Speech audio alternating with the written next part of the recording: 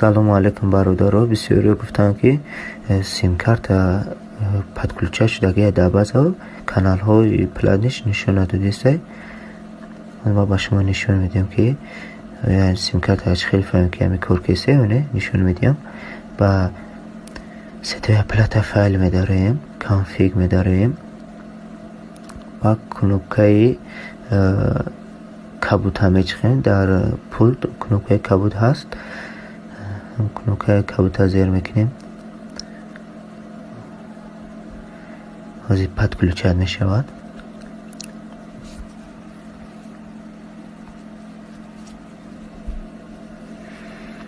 پدکلوچه شده.